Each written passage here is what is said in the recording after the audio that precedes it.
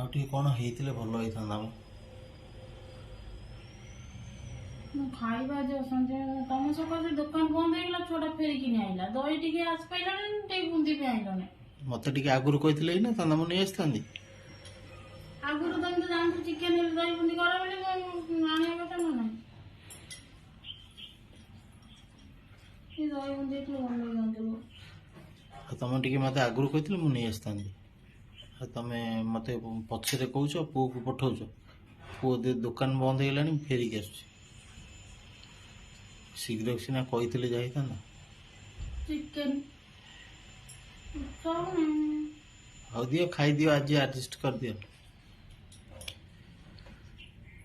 ଆଉ କ'ଣ କରିବା, ଆଜି ଗୋଟେ ଦିନ ଆଡ଼ଜଷ୍ଟ କରିଦିଅ।